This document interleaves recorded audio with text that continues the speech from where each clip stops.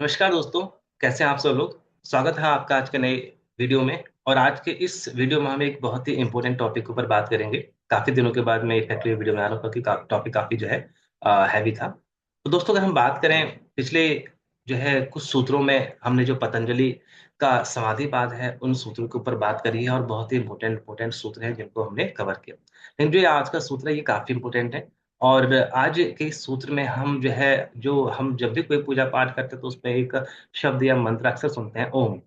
तो इस ओम को समझेंगे और उसका ईश्वर के साथ परमात्मा के साथ क्या संबंध है, उसका क्या अर्थ है, उसको हम जानने की कोशिश करेंगे। तो दोस्तों इस वीडियो को ध्यान से देखना, ये वीडियो काफी इंपॉर्टेंट रहने वाला है। तो स्टार्ट करते हैं आज के वीडियो को और जानने की कोशिश करते हैं आज के वीडियो में हम क्या कवर करेंगे। दोस्तों हमने सूत्र 26 तक कवर कर लिया था। और आज की वीडियो में हम जो है 27 से आगे बढ़ेंगे, 27 और 28 को कवर करेंगे इफेक्टिवली। और आप देखेंगे कि का मतलब क्या है। इससे पहले थोड़ा सा मैं आपको रिमाइंड करा दूं कि भाई हमने अभी तक क्या पढ़ा है। और आपको याद होगा हमने पिछली वीडियो में ईश्वर के जो है स्वरूप और उसका जो अर्थ है उसके बारे में बात की थी। और सूत्र 23 जो हमें ये बताने की कोशिश करता है कि इफेक्टिवली ईश्वर प्राणिधान से समाधि जो लाभ है वो शीघ्रतम मिलता है। हमने ये बात की थी कि आखिरकार जो ये समाधि है, जो अंतिम लक्ष्य है योग का, इसको हम कैसे प्राप्त करेंगे। तो उसके लिए अलग अलग साधन, अलग अलग तरीके बताए थे।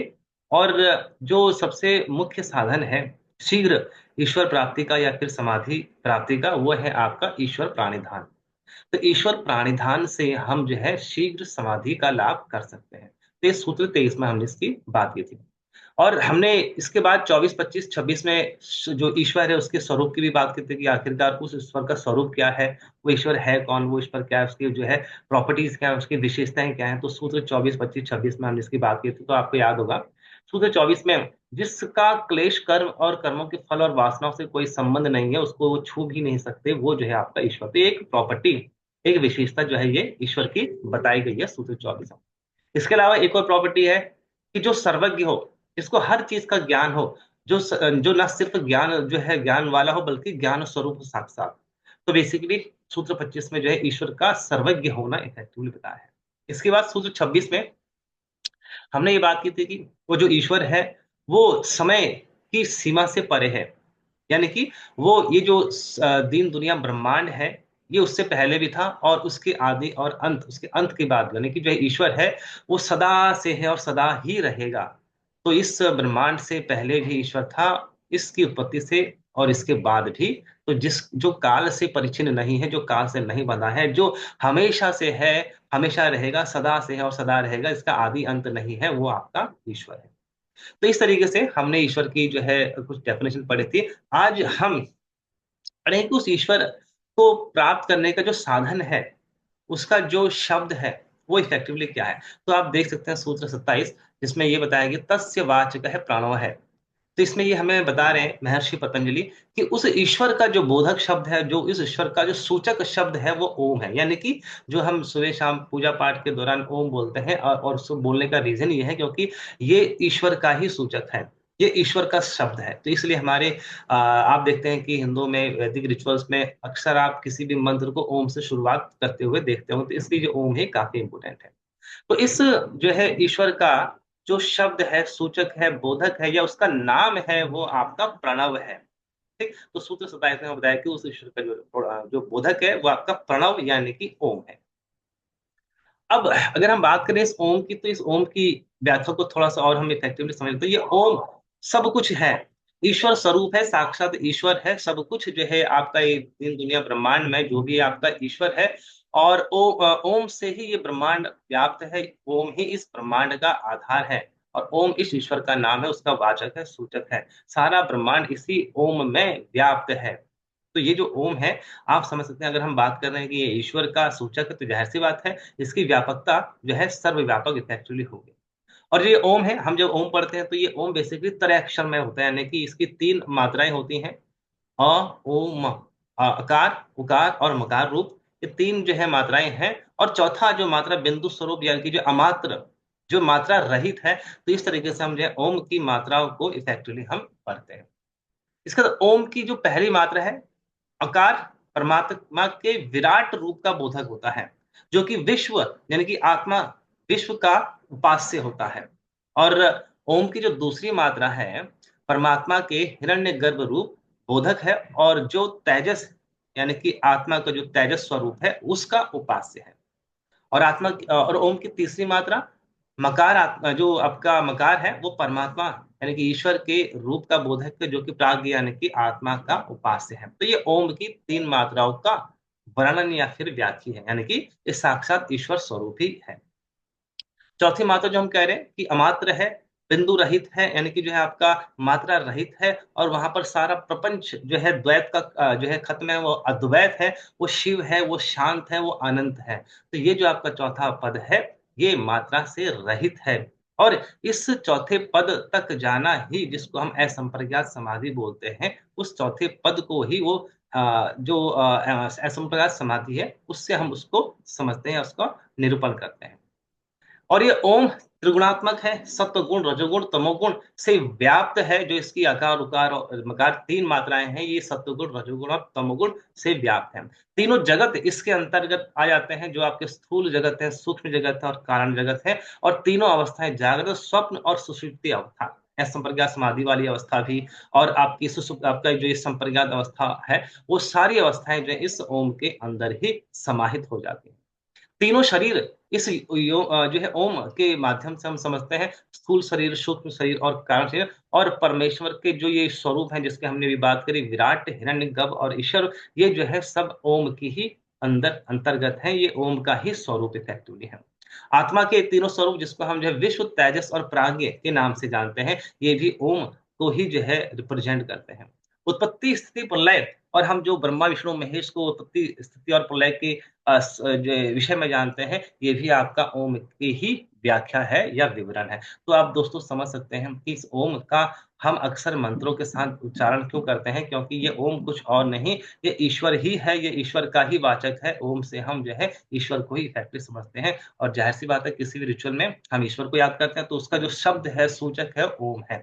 तो आप हिंदू मंत्रों में अक्सर ओम को देखते हैं, तो उसका सीधा सा मतलब यही, वो ईश्वर का सूचक है। तो दोस्तों, ओम की ये इंपॉर्टेंट व्याख्या जब आप पढ़ेंगे समझेंगे, तो ये काफी विराट है, और ये ईश्वर का ही सूचक है, ईश्वर ही साक्षात ईश्वर स्वरूप है।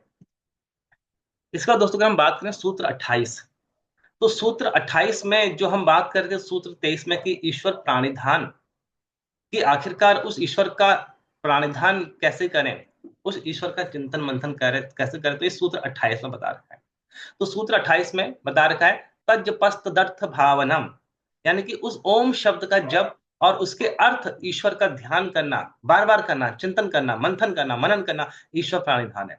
यानी कि उस ईश्वर का चिंतन करना, यानी कि उस ओम का जप करना और उसके अर्थ का ध्यान करना, तो ये आपका ईश्वर प्राणिधान है। तो इसमें ये बताया है कि जो ओम शब्द है, जिसकी हमने बात करी कि ये साक्षात है, ईश्वर स्वरूप है, इस शब्द का जप करना, यानी कि ओम का जप करना, और साथ में उसके अर्थ का जो है चिंतन करना।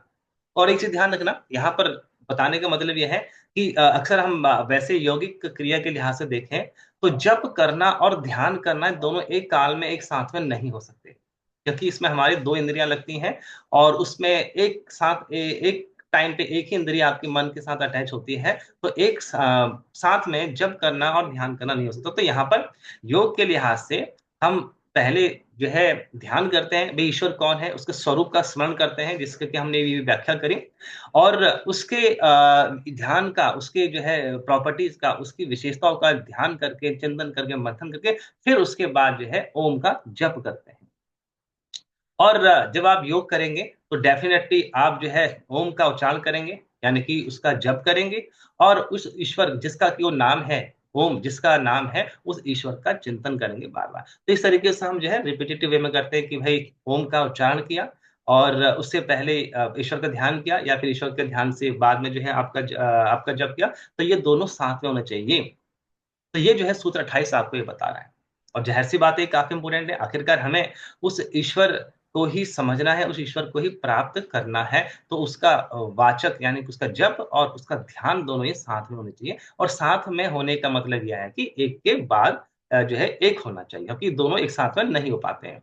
और अगर हम थोड़ा सा यूँ समझें, हमारी जो ये सेंसेस होती हैं, ज्ञानेंद्रियां, उनका जो अधिष्ठाता मन होता है, मन का अटैचमेंट एक टाइम पे एक ही इंद्रिय के साथ होता है। तो हम एक टाइम पे एक ही इंद्रिय का काम कर सकते हैं। जनरली हम आम आदमी हैं, हमको लगता है कि हम सब काम एक साथ कर रहे हैं, देखना सुनना समथिंग वगैरह, बट हमारा मन एक टाइम पे एक ही इंद्रिय से अटैच होता है। और इस वजह से उस एक ही टाइम पे हम एक ही इंद्रिय का जो विषय है उसको अनुभूत कर सकते हैं। लेकिन क्योंकि ये फास्ट होता है, तो ये हमें लगता है कि सब इंद्रियां साथ में चल रही है। तो ध्यान रखना, पहले ओम का जो है, पहले ईश्वर का चिंतन, उसका स्वरूप का मंथन समझना, ध्यान करना, और उसके बाद ओम का जप करना। अबे जप भी जो है दो तीन तरीके से होगा। अगर हम बात करें जप की, और उससे पहले आत्मा, ओम, आत्मा और परमात्मा का स्वरूप थोड़ा सा समझ लेते हैं, जिससे कि आपको इस सूत्र को समझने में थोड़ा सा और आसान है। तो अगर हम बात करें, जब हम बात कर रहे थे विश्व तेजस प्राज्ञ की, आत्मा के सबल स्वरूप की, तो यहाँ पर आप उसको आप थोड़ा सा और समझेंगे कि आत्मा का जो सबल स्वरूप हो क्या है, कैसा है। जागृत अवस्था, जब हम जागे हुए हैं, जब हम जागृत अवस्था में हैं, तो असल में ये जो हम जाग रहे हैं, हमारा जो ये स्थूल शरीर है, इस स्थूल जो है क्या कहते हैं, जगत में जो अभी हम कार्य कर रहे हैं, देख रहे हैं, सुन रहे हैं, बोल रहे हैं, तो ये आप हमारा जो कार्य हो रहा है, एक्टिविटी हो रही है, स्थूल शरीर में हो रही है और स्थूल जगत में हो रही है। और ये आत्मा की सन्निधि की वजह से, कि आत्मा की वजह से हम जो है एक्ट रिएक्ट कर पा रहे हैं। तो ये जो आत्मा का जो स्थूल शरीर और स्थूल जगत में उसका अटैचमेंट है, या उसके साथ जो ये कार्य हो रहा है, इसको हम बोलते हैं आत्मा का सबल स्वरूप विश्व। तो जाहिर सी बात है, हम जानते हैं भाई, हम आत्मा की वजह से चेतन स्वरूप है, हम आत्मा की वजह से देख रहे हैं, सुन रहे हैं, हमारा जो ये प्राण है वो आत्मा की वजह से है। हम अगर चेतन हैं, हम अगर जीवित हैं, तो आत्मा की वजह से।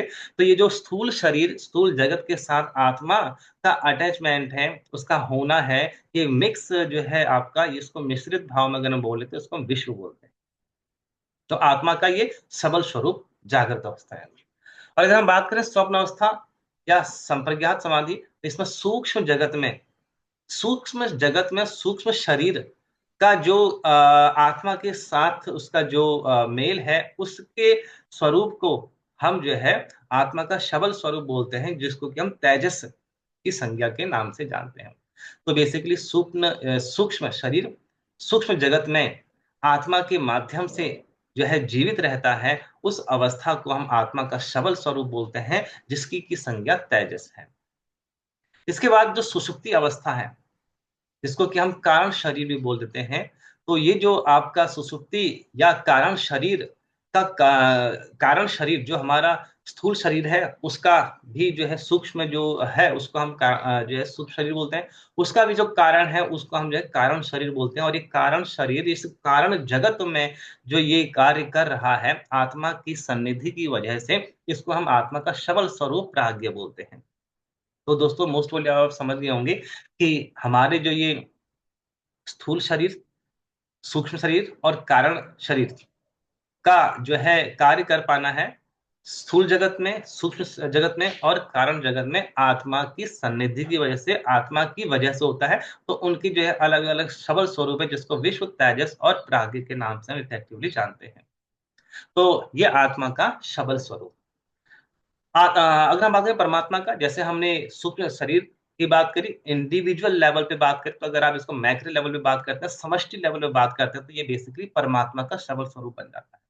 तो अगर हम बात करें स्थूल जगत में जो कार्य होता है आत्मा की सन्निधि से या परमात्मा की सन्निधि से, जो ये स्थूल जगत आपका जीवित है परमात्मा की सन्निधि से, उसको हम असल में विराट बोलते हैं। तो उसकी जो संज्ञा है वो विराट की है। और जो सूक्ष्म जगत है परमात्मा का, जो इसमें जो जो सन्निधि है, उसकी संज्ञा हिरण्यगर्भ है। और कारण जगत जो परमात्मा परमात्मा की वजह से प्रकाशित हो रहा है, उसका जो संज्ञा है वो ईश्वर है। तो ये जो परमात्मा है, इसके जो शब्द स्वरूप है विराट, हिरण्यगर्भ और ईश्वर। तो ये आपकी ओम की तीन मात्राएं भी रिप्रेजेंट करता है, अ उ म, अकार, उकार और मकार। और जो ओम का चौथा पद या चौथा मात्रा है, वो आपकी मात्रा रही तो शुद्ध परमात्मा तत्व। ये जो तीनों हमने जगतों की बात करी, तीनों सबल स्वरूपों की बात करी, तो इसमें आपका स्थूल शरीर, कारण शरीर और आपका स्थूल शरीर जो है व्याप्त है, और ऐसे ही जगत भी। और जब इसमें ये जगत या बाकी सब कुछ छूट जाएगा, केवल केवल जो है आपका आत्मा विशेष रहेगी, तो उसको जो है ओम का चौथा मात्रा, जो कि मात्रा रहित है, चौथा पद उसको रिप्रेजेंट करता है, जो कि शुद्ध परमात्मा तत्व है। वो जो है आत्मा का जो है बिल्कुल शुद्ध स्वरूप है, जिसको हम जो है आपका चेतन या जो है परमेश्वर के शुद्ध स्वरूप के बारे में व्यक्ति जानते हैं। तो दोस्तों, ये जो है अब आप समझ रहे हो कि ओम आत्मा परमात्मा का रिलेशन क्या है, और ओम क्यों हमारे वैदिक धर्म में इतना इंपॉर्टेंस रखता है। इसके अलावा कुछ चीजें जो आपको और पता होनी चाहिए एक योगा के जो है अभिलाषी को, वो कुछ चीजें हैं जो हमारा स्थूल सूक्ष्म और कारण शरीर है, इसको थोड़ा सा और समझ लेते हैं। ये स्थूल शरीर है क्या एक्चुअली? ये स्थूल शरीर जो आपका पृथ्वी जल अग्नि वायु आकाश, ये पंचभूतों से जो बना हुआ हमारे भौतिक शरीर है, इसको हम स्थूल शरीर बोलते हैं। और जाहिर सी बात है, इसी को हम देखते सुनते हैं, इसी से हम एक दूसरे को जानते हैं। तो ये जो आपका भौतिक स्वरूप है, जिसको हम स्थूल शरीर बोलते हैं, ये पंच महाभूतों से बनता है, जो आपके स्थूल महाभूत हैं, जिसमें पृथ्वी जल अग्नि वायु और आकाश, इन पांचों से हमारा जो पिंड बना हुआ है, इसको हम स्थूल शरीर बोलते हैं। इसके अलावा सूक्ष्म शरीर, जो हमारे सेंसेस हैं, एक्शन की और नॉलेज की, दैट इज पांच ज्ञानेंद्रिय, पांच कर्मेंद्रिय, 11वां मन, पांच प्राण, अहंकार, बुद्धि, इन सब का 18 का जो ये समूह है, इसको हम जो है सूक्ष्म शरीर बोलते हैं। और इस ही सूक्ष्म शरीर का जो है आपका एक शरीर से दूसरे शरीर में आने आना होता है। अगर हम इससे पहले अगर बात करें स्थूल शरीर की, तो ये जो भौतिक शरीर है, इस भौतिक शरीर का ही होता है जीना मरना। इसी में जरा बुढ़ापा आता है, इसी में जो है क्या कहते हैं, हम ये मतलब कि ये शरीर चला गया, यानी कि शरीर मृत्यु को प्राप्त हो गया, तो इस शरीर का ही जन्म मरण होता है, बुढ़ापा जरा रोग व्याधि आदि इस स्थूल शरीर में ही इफेक्टिवली आते हैं। और जो आपका सूक्ष्म शरीर है, ये जो आपका पांच ज्ञानेंद्रिय, यानी कि आपका आपका आंख नाक कान, ये जो हमारे पांच ज्ञानेंद्रिय हैं, कर्मेंद्रिय हाथ पैर गुदा उपस्थ, पांच कर्मेंद्रिय, 11वां मन, पांच प्राण अपान व्यान उदान समान वगैरह, ये पांच प्राण अहंकार बुद्धि, इनका जो है 18 का जो समूह है, ये आपका सूक्ष्म शरीर कहलाता है।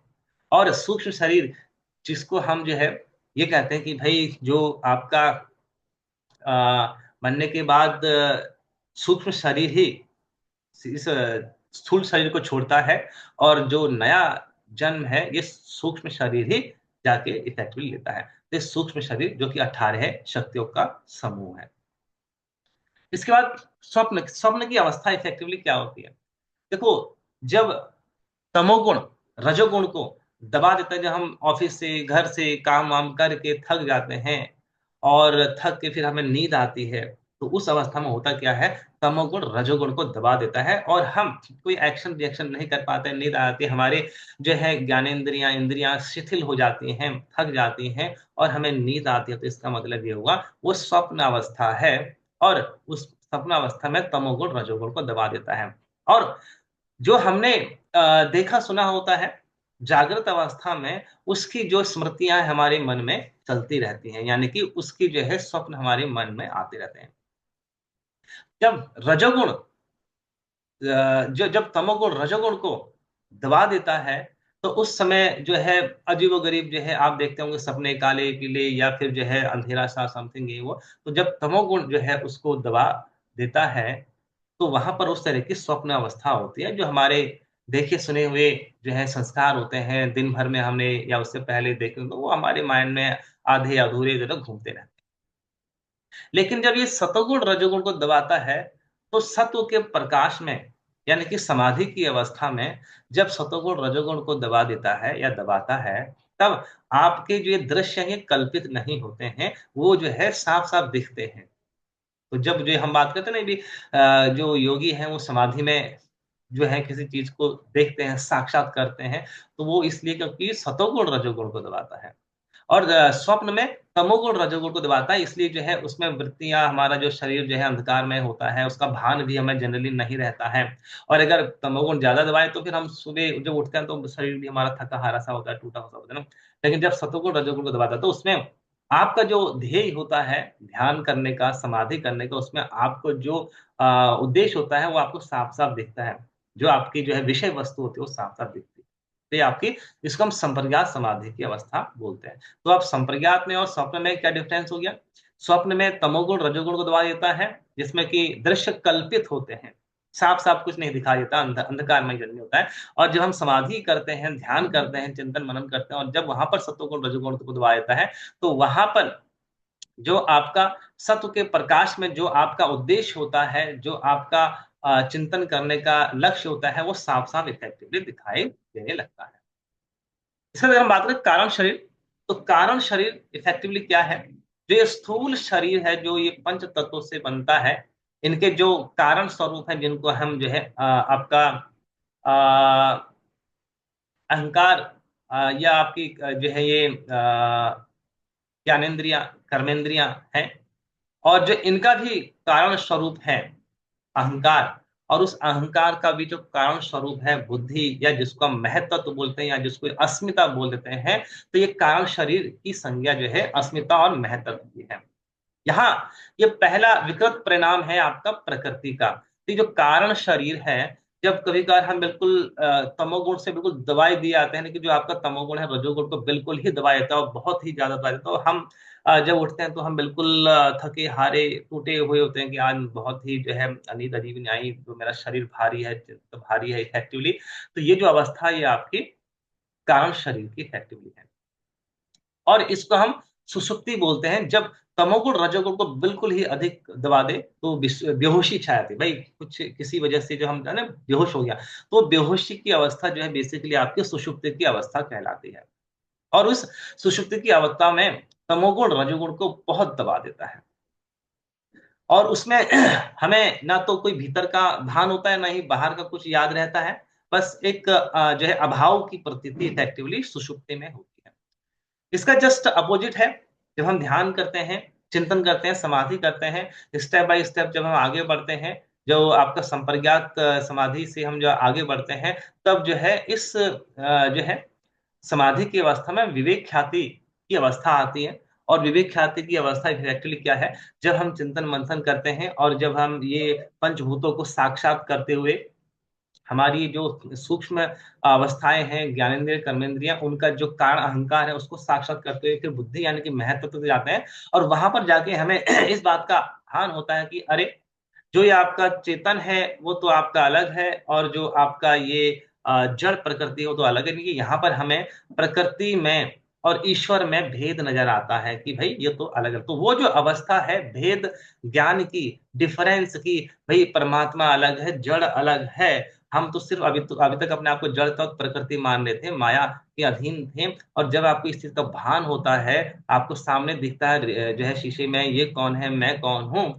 तो यहाँ पर जो ये अवस्था है उसको हम विवेक ख्याति बोलते हैं। तो यहाँ पर जो आपकी सत्व की जो जो आपका सत्वगुण है, रजोगुण को बहुत दबा देता है, तो वहां पर जो सत्व है, सत्व का प्रकाश इतना होता है कि आपकी एकाग्रता जो है बहुत बढ़ जाती है, और उसमें जो आपको दृश्य होते हैं वो साफ साफ दिखाई देते हैं, जो आपका ध्येय होता है साफ साफ दिखाता है। और यहाँ पर असल में हमें जो आत्मा का जो क्या कहते हैं भेद ज्ञान है, चित्त का जो भेद ज्ञान है, महत्व का भी जो भेद ज्ञान है, परमात्मा के साथ बुद्धि तक, ये परमात्मा तो आपका अलग है, और ये जड़ तत्व अलग है। तो वहां से जो भेद ज्ञान हमें नजर आता है या देखता है, वो आपका विवेक ख्याति की अवस्था एक्टिवली होती है। तो ये कुछ इंपॉर्टेंट चीजें। इसके बाद आखिरकार हम उस ईश्वर का प्राणिधान कैसे करें, यानी कि उस ईश्वर का चिंतन मंथन कैसे करें, यानी कि हम समाधि की अवस्था को कैसे प्राप्त करें। तो यहाँ पर ये ओम की जो मात्राएं हैं, उससे हम जो है चिंतन मंथन या फिर ईश्वर प्राणिधान करेंगे। कैसे? आपको पता है कि ओम जो है आपका मात्रा स्वरूप है, अकार उकार मकार, और चौथी मात्रा अमात्र है, परमात्मा स्वरूप है, निज उसका नित्य निज स्वरूप है। तो यहाँ पर अगर हम बात करें ओम के एक मात्रा वाले ओम की उपासना, तो इसका मतलब क्या है कि आप जब चिंतन मंथन या फिर ईश्वर प्राणिधान करेंगे, ओम से चिंतन मंथन या ओम से समाधि की अवस्था की तरफ जाएंगे, तो ओम का वाचक जप, यानी कि मुख से हम जो बोल के जो वच करते हैं ओम, इस तरीके से वो जो ओम का वाचक जप है उस तरीके से हम करते हैं। और जब हम इसको बोलते हैं स्थूल तरीके से, तो इसमें स्थूल शरीर का अभिमान रहता है, क्योंकि स्थूल शरीर के माध्यम से बोलने आवाज आती है उसमें ओम इस तरीके से, तो स्थूल शरीर का अभिमान रहता है। और इस स्थूल शरीर के अभिमान में जो आप चिंतन मंथन करते हैं तो जो अवस्था होती है आपकी योग की या समाधि की, वो वितर्कानुगत समाधि कहलाती है, जो हमने स्टार्टिंग में पढ़ा था। इसमें जो हमारा हम इंडिविजुअल हैं, जिसका हमने आत्मा की संज्ञा, यानी कि जो हमारा शरीर आत्मा के माध्यम से चल रहा है, तो इसका जो संज्ञा आप जानते हैं विश्व। और ये विश्व उपासक होगा किसका? विराट का, यानी कि जो आपका जो समष्टि जो आपका ये जगत है, हम उसकी उपासना कर रहे हैं, तो हम इंडिविजुअल लेवल पे विश्व कहलाएंगे। और जिसको हम जो है पाना चाहते हैं, वो आपका विराट, जो आपका परमात्मा का सबल स्वरूप है। और जब हम बात करते हैं ओम की एक मात्रा की, तो उस ओम की एक मात्रा की जो मुख्य प्रकृति है वो अग्नि है। क्योंकि इस जो है अग्नि से ही स्थूल शरीर और स्थूल जो है जगत जीवित रहता है। तो ये जो हमारा स्थूल शरीर और स्थूल जगत है, इसकी मुख्य प्रकृति अग्नि है। अगर हम बात करें ओम के दो मात्रा की उपासना की, तो दो मात्रा वाले ओम की उपासना का क्या है? ओम का मानसिक जप। हम इसमें ओम का जो है मानसिक जप करते हैं, आवाज नहीं आती है। और ये मानसिक जप में सूक्ष्म शरीर का अभिमान रहता है, क्योंकि सूक्ष्म शरीर के माध्यम से हम जो है ध्यान भर करते हैं, तो वहां पर जो सूक्ष्म शरीर है उसी का अभिमान रहता है। और जो ये अवस्था है बेसिकली ये विचारानुगत और आनंदानुगत समाधि की अवस्था इत्यादि होती है। और इसमें जो आत्मा का सबल स्वरूप तेजस है वो उपासक होता है, और जो परमात्मा का सबल स्वरूप हिरण्य,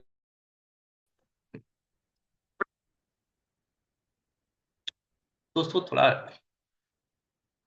अटक गया था, स्टार्ट करते हैं दोबारा। हम बात कर रहे थे कि जो ओम की मात्राएं हैं उसकी उपासना हम इफेक्टिवली कैसे करते हैं।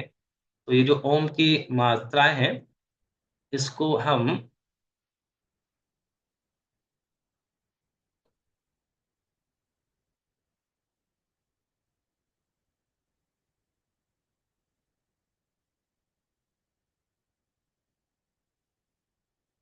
तो ओम की जो ये मात्राएं हैं उसमें दो मात्रा वाले ओम की जो हम उपासना की बात कर रहे थे, वो असल में ओम का मानसिक जप करते हैं। उसमें सूक्ष्म शरीर का अभिमान रहता है, और इसको विचारानुगत और आनंदानुगत की अवस्था समझना चाहिए।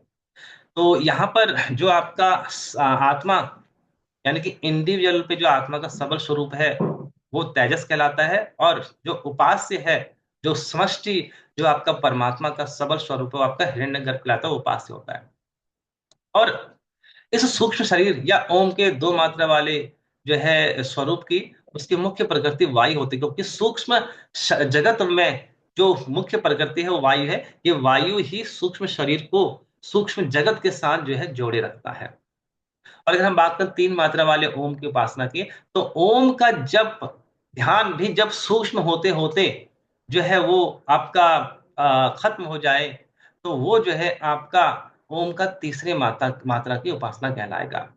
तो उसमें ओम का बस ध्यान भर रहता है, यानी कि वो मानसिक जप जो है बिल्कुल ध्यान स्वरूप इफेक्टिवली हो जाता है, और भी सूक्ष्म हो जाता है। तो वो जो है आपका ओम का तीसरे मात्रा की उपासना है। और इसमें कारण शरीर का अभिमान रहता है। तो कारण शरीर के इस अभिमान की अवस्था को अस्मितानुगत समाधि या विवेक ख्याति की अवस्था हम इफेक्टिवली बोलते हैं। और इसमें जो हम इंडिविजुअल पे अगर बात करें, तो आत्मा का जो सबल स्वरूप है वो प्राज्ञ है, जो कि उपासक है। और जो ईश्वर का आत्मा का जो सबल स्वरूप है, यानी कि परमात्मा का जो सबल स्वरूप है, वो आपका उपास्य है। और ये जो कारण शरीर है, इसकी मुख्य प्रकृति आदित्य है। और आदित्य का मतलब, क्योंकि ये कारण शरीर आपका महत्व है, इसी को हम अस्मिता बोल देते हैं, तो उसकी जो मुख्य प्रकृति है वो आदित्य है। तो दोस्तों, आप समझ गए हो कि ओम की तीन मात्राओं की उपासना किस तरीके से हम इफेक्टली करेंगे, उसका अर्थ क्या है। और चौथी मात्रा या चौथा पद जो अमात्र है, मात्रा से रहित है, उसमें जो है कुछ भी नहीं है, वहां पर सब कुछ जो है आपका खत्म है, और ये कुछ और नहीं, ये आपका परमात्मा का शुद्ध स्वरूप है, शुद्ध तत्व है, शुद्ध परमात्मा तत्व है। और यहाँ पर कोई प्रपंच नहीं है, यहाँ पर जो है कोई द्वैत नहीं है, अद्वैत है, शिव है, शांत है, नित्य है, मुक्त है। तो ये जो आपका चौथा पद है, ओम का चौथी मात्रा, जो कि अमात्र है, मात्रा रहित है, ये कुछ और नहीं, यही आपकी असंप्रज्ञात समाधि है, जहां तक जाने का योगी का एक लक्ष्य होता है। और ये जो आपका असंप्रज्ञात समाधि है, ये ओम की चौथी मात्रा या जो है आपका मात्रा रहित जो अवस्था है ये वही है जिसको हम असंप्रज्ञात समाधि बोलते हैं, और यही आपका शुद्ध परमात्म तत्व है। सब जो है बिल्कुल निखरा हुआ शुद्ध तत्व, और यहीं तक जाना जो है एक योगी का लक्ष्य होता है। इसी को हम असंप्रज्ञात समाधि बोलते हैं। तो दोस्तों, मोस्ट प्रोबेबली अब आप समझ रहे होंगे कि ओम क्यों हमारे हिंदू धर्म में इतना इम्पोर्टेंट है। क्योंकि ओम कुछ और नहीं, ये ईश्वर का ही शब्द है, ईश्वर का ही वाचक है। और हम योग के लिए भी इस ओम का ही इस्तेमाल करते हैं, क्योंकि जाहिर सी बात है, हम इस ईश्वर को पाना चाहते हैं, उस ईश्वर को जानना चाहते हैं, तो उसका जो शब्द, उसका जो सूचक है, उसी के माध्यम से जाएंगे। तो ओम के माध्यम से हम जो है उपासना या फिर योग करते हैं, और किस तरीके से करेंगे एग्जैक्टली हमने बात करी। इसके बाद आप यहाँ पर इस तो अगर आप देखेंगे अगली स्लाइड को, तो आपको थोड़ा सा और, तो यहाँ पर इस स्लाइड में आप देख सकते हैं कि ओम जो कि शुद्ध निखरा हुआ चेतन तत्व है, परमात्मा का निज जो है, निज अपना स्वरूप है, शुद्ध है। और जब इसमें थोड़ा सा विकृति होती है, तो यही जो है आपका इससे फिर ब्रह्मांड सृष्टि या दीन दुनिया की सृष्टि इफेक्टली होती है।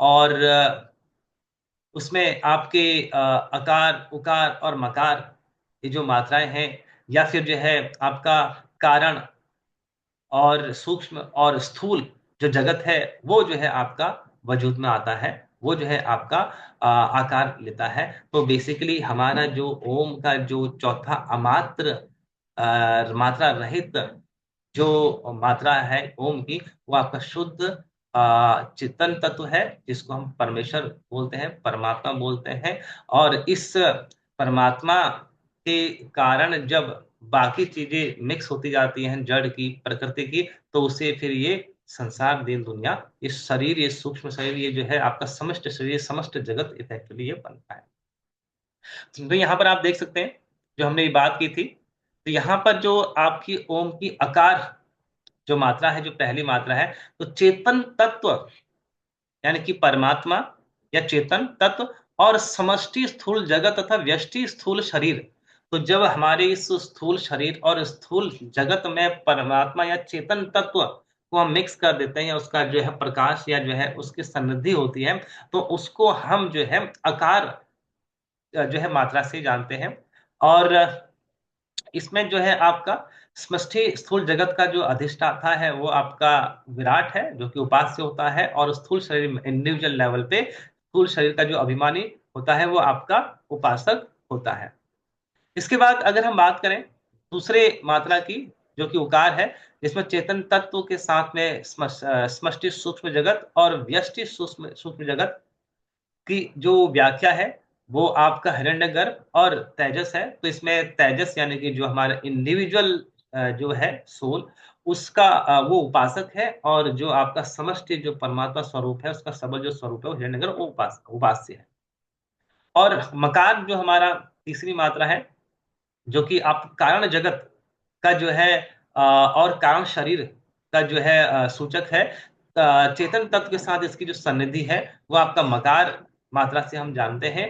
और इसमें जो आपका प्राज्ञ है, इंडिविजुअल लेवल जो आत्मा का सबल स्वरूप है, वो उपासक है। और ईश्वर जो है आपका उपास्य है।